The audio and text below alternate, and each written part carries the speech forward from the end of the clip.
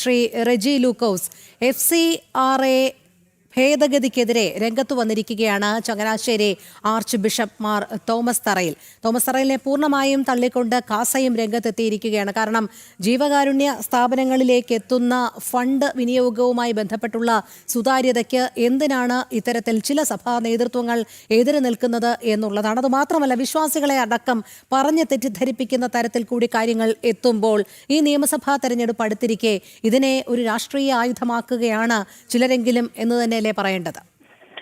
തീർച്ചയായിട്ടും FCRA നിയമ ഭേദഗതി എന്ന് പറയുന്നത് ഈ നിയമത്തിന്റെ പേരിൽ അനധികൃതമായിട്ട് രാജ്യത്തേക്ക് പണം വഹിക്കുന്ന ഒരു വിഭാഗമുണ്ട്. അതുപോലെ തന്നെ ദേശവിരുദ്ധ പ്രവർത്തനങ്ങൾക്ക് ഉപയോഗിക്കുന്ന ചില ആൾക്കാരുണ്ടെന്നുള്ള തെളിവ് സഹിതം കണ്ടെത്തിയിട്ടുണ്ട്. അപ്പൊ അതുകൊണ്ട് അങ്ങനെയുള്ളവരെ നിയന്ത്രിക്കാൻ വേണ്ടി കൊണ്ടുവരുന്ന ഒരു നിയമമാണത്. അതിനെന്തിനാണ് ക്രിസ്ത്യൻ കമ്മ്യൂണിറ്റി ആശങ്കപ്പെടുന്നത്? തന്നെ പോലെ ക്രിസ്ത്യൻ കമ്മ്യൂണിറ്റി പൊതുവെ സുതാര്യമായിട്ട് വളരെ കൃത്യമായ രീതിയിൽ ആദർശസേവന രംഗത്ത് നടത്തുന്ന പ്രവർത്തനങ്ങളിൽ സംശയത്തിന്റെ ലേശം പോലും ഇല്ലാത്ത സ്ഥിതിക്ക് പിന്നെ ഇവർ ഭയപ്പെടേണ്ട യാതൊരു ആവശ്യവുമില്ല. ചങ്ങനാശ്ശേരി ആർച്ച് ബിഷപ്പ് ബഹുമാനപ്പെട്ട തറയിൽ പിതാവിന്റെ ആശങ്ക അസ്ഥാനത്താണ്. കാരണം ക്രിസ്ത്യൻ സമൂഹത്തിനെയോ മറ്റു ന്യൂനപക്ഷ സമൂഹത്തിനെയോ അല്ലെങ്കിൽ ഭൂരിപക്ഷ സമൂഹത്തിൽപ്പെട്ട ആരുടെയെങ്കിലും FCRA അക്കൗണ്ട് തെറ്റായ രീതിയിൽ പ്രവർത്തിക്കുന്നുണ്ടെങ്കിൽ മാത്രമേ അതിനൊരു നടപടി സ്വീകരിക്കത്തുള്ളൂ.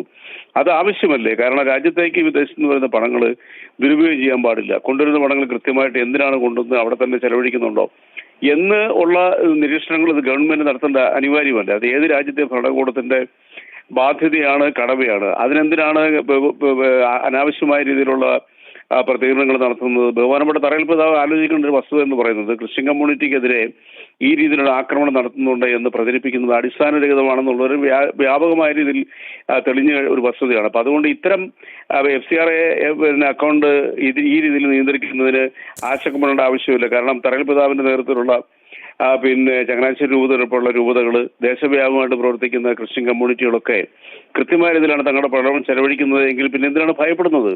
ആ സ്ഥിതിക്ക് ക്രിസ്ത്യൻ കമ്മ്യൂണിറ്റിക്ക് മാത്രമായിട്ട് ബാധിക്കുന്ന FCRA ഭേദഗതി എന്ന വ്യാഖ്യാനം കൊടുക്കുന്നത് അല്ലെങ്കിൽ അറിഞ്ഞോ അറിയാതെ അങ്ങനെ കൊടുക്കുന്നത് തെറ്റാണ്. എല്ലാ വിഭാഗത്തിൽപ്പെട്ട FCRA അക്കൗണ്ടും ും ബാധകമായ രീതിയിലാണ് ഈ ഭേദഗതി കൊണ്ടുവരുന്നത്. അത് അനിവാര്യമാണ്, രാജ്യത്തിന് നിലനിൽപ്പിന് അത്യാവശ്യമാണ്. ശരിയായ രീതിയിൽ ഫണ്ട് പ്രയോഗിക്കുന്ന ഒരു ആശങ്കപ്പെടേണ്ട യാതൊരു ആവശ്യമില്ല. ക്രിസ്ത്യൻ കമ്മ്യൂണിറ്റിക്ക് എന്തെങ്കിലും വിഷയങ്ങളുണ്ടെന്നുണ്ടെങ്കിൽ അത് നേരിട്ട് പ്രധാനമന്ത്രിയുടെ അടുത്തോ കേന്ദ്ര സർക്കാരിന്റെ അടുത്തോ അവതരിപ്പിക്കുക. പറയുന്ന കാര്യങ്ങളിൽ കൃത്യതയുണ്ടെങ്കിൽ അത് പരിഹരിക്കപ്പെടും. എന്തായാലും ആശങ്ക വേണ്ടാത്തൊരു കാര്യത്തെക്കുറിച്ച് അനാവശ്യമായ വാദപ്രതിവാദങ്ങൾക്ക് വേണ്ടിയിട്ട് സഭ ഈ രീതിയിൽ പ്രതികരിക്കുന്നത് തെറ്റാണ്. കേരളത്തിലെ ക്രിസ്ത്യൻ കമ്മ്യൂണിറ്റി, ഇന്ത്യയിലെ ക്രിസ്ത്യൻ കമ്മ്യൂണിറ്റിയും ഇവിടെ സുരക്ഷിതമായ രീതിയിലാണ് പ്രവർത്തിക്കുന്നത്.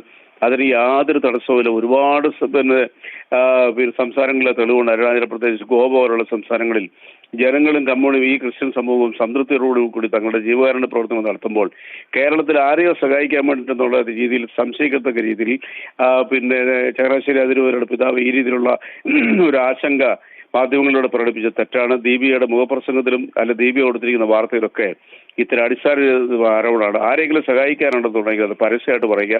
ക്രിസ്ത്യൻ സമൂഹം ഈ കാര്യത്തിലൊന്നും ഒരാശങ്കയുമില്ല. കാരണം കേന്ദ്ര സർക്കാരിന്റെ ഭാഗത്തു നിന്നും രാജ്യത്തിന് അനുകൂലമായിട്ടല്ലാത്ത രീതിയിൽ പ്രവർത്തിക്കുന്ന ഫണ്ടിങ് ഏജൻസികളെ നിയന്ത്രിക്കേണ്ടത് അനിവാര്യമാണ്. അത് ഏത് രാജ്യവും സുരക്ഷയുടെ പേരിൽ അത് ചെയ്യും. അതിനെന്തിനാണ് ക്രിസ്ത്യൻ സമൂഹം ഭയപ്പെടേണ്ടത്? അപ്പൊ അതുകൊണ്ട് ഇത്തരം പ്രസ്താവനകളിൽ നിന്നും അടിയന്തരമായിട്ട് തന്നെ ബഹുമാനപ്പെട്ട തറയിൽ പിതാവിനെ പോലുള്ളവർക്ക് പിൻവലിയണം. അതാണ് കരണീയമെന്നാണ് പറയാനുള്ളത്.